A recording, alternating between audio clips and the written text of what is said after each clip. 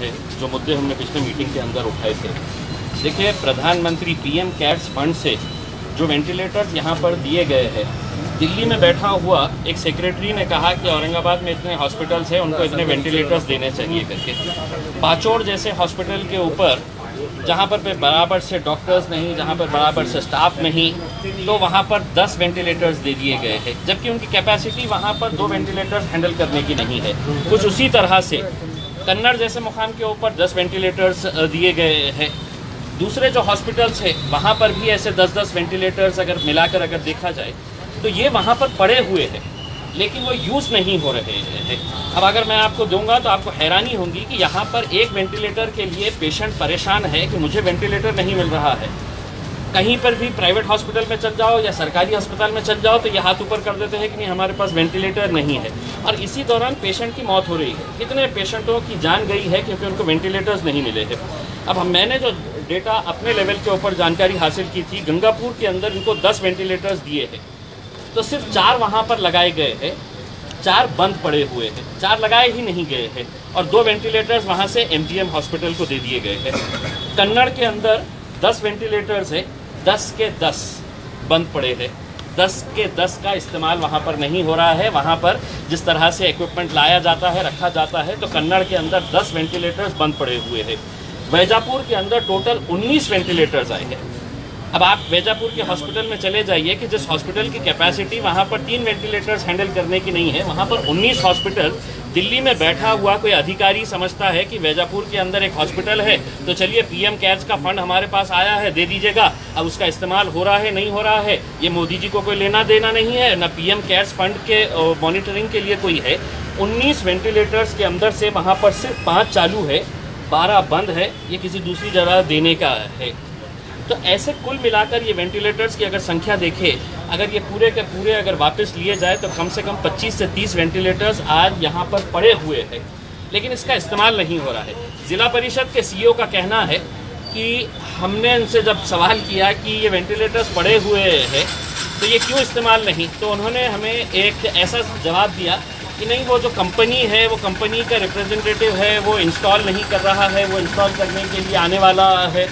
तो कंपनी का रिप्रेजेंटेटिव कोई भीख नहीं दिया है, ये कोई दान नहीं दिया है, ये कोई चैरिटी का काम नहीं किया है उसने, उसको गवर्नमेंट ने पैसा दिया है तब वो लाकर दिया है।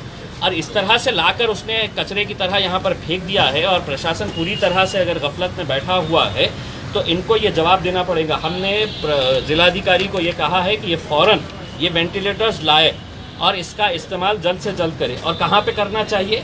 जो सुपर स्पेशलिटी बिल्डिंग गवर्नमेंट की बनी है, 150 करोड़ रुपये खर्चा किया गया है, वो सुपर स्पेशलिटी बिल्डिंग के अंदर वेंटिलेटर्स लगाइए। और अगर वहाँ नहीं होता है तो महानगर पालिका ने मेल्ट्रॉन के अंदर अपना जो सेटअप बनाया है, जिसके ऊपर भी करोड़ों रुपया खर्च हुआ है, तो वहाँ पर ये वेंटिलेटर्स प्रोवाइड करने की जिम्मेदारी प्रशासन की है। कलेक्टर साहब ने हमको आश्वासन दिया है कि हम 2 दिनों के अंदर जाकर ये पूरे वेंटिलेटर्स लाएंगे, कोशिश करेंगे कि इस घाटी या सुपर स्पेशलिटी बिल्डिंग को दे। और अगर वहाँ पर नहीं होता है तो आप इसको मेल्ट्रॉन के बिल्डिंग में, और अगर वहाँ पर भी इमीडिएट नहीं है तो उनका कहना था कि आप हमें प्राइवेट हॉस्पिटल में ये लगाने की अनुमति दें करके, मीटिंग जनरल बॉडी। हमने कहा कि आप दीजिए प्राइवेट हॉस्पिटल को अगर देना, लेकिन ये कौन मॉनिटर कर रहा है कि वो प्राइवेट हॉस्पिटल ये सरकारी मुफ्त का जो वेंटिलेटर उनको दिया गया है, इसका फ़ायदा पेशेंट्स को मिल रहा है या नहीं मिल रहा है। इस ताल्लुक से बात करने के लिए हमने इजाज़त दी है। अब देखते हैं कि प्रशासन किस सतर्कता के साथ ये 25-30 वेंटिलेटर्स का उपयोग करती है। ये बहुत अफसोसनाक बात है, बहुत दुर्दैव है इस बात का कि जब वेंटिलेटर्स नहीं थे, हमने खासदार निधि से, मैंने खुद ने 6 वेंटिलेटर्स इनको दिया है।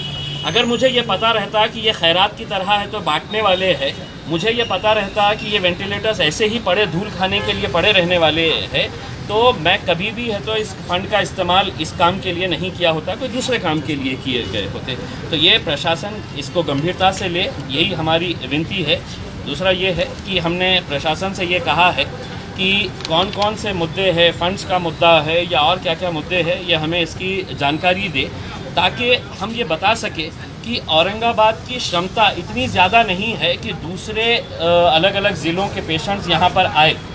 आपको अपना अपना इंफ्रास्ट्रक्चर बनाना पड़ेगा, चाहे वो नांदेड़ में हो, लातूर में हो, भीड़ में हो, उस्मानाबाद हो। अगर पूरे के पूरे पेशेंट्स यहाँ पर आने लगे तो औरंगाबाद के ऊपर बहुत बड़ा तान पड़ने वाला है। तो ये सरकार की जिम्मेदारी है कि अपने अपने डिस्ट्रिक्ट हॉस्पिटल्स को एक्विप करे कि ताकि वहाँ का पेशेंट यहाँ ना आए, और यहाँ के भी जो तालुके के हॉस्पिटल्स हैं, कन्नड़ के हॉस्पिटल को इतना एक्विप करे कि कन्नड़ के हॉस्पिटल के पेशेंट को घाटी में आने की ज़रूरत ही ना पड़े, वैजापुर के पेशेंट को यहाँ पर आने की ज़रूरत ही ना पड़े। लेकिन सबका इंटरेस्ट चूँकि इसी के अंदर रहता है कि मशीन कितने में आ जाएगी, बिल्डिंग बना लिया जाएगा, तो सबका अपना अपना एक इंटरेस्ट यही रहता है कि इंफ्रास्ट्रक्चर के अंदर सबका कट रहता है, वो कट मिल जाता है तो सब खामोश हो जाते हैं। अब हॉस्पिटल वेंटिलेटर्स है, लेकिन वेंटिलेटर्स रहने के बाद अगर डॉक्टर्स ही नहीं है जो चलाने वाले हैं, नर्सिंग स्टाफ ही नहीं है, अब नर्सिंग स्टाफ के लिए उनको कुछ मिलता नहीं है, तो इनकी जो मांग है कि इन्होंने जो बैंकों से पैसा लिया हुआ है या जो जहाँ से भी लिया है उसका जो वसूली इनके लिए की जा रही है,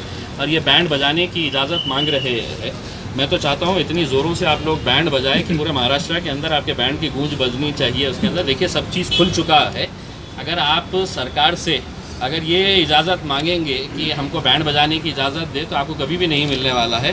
सही है तो आप अपना बैंड बजाना शुरू कर दीजिए।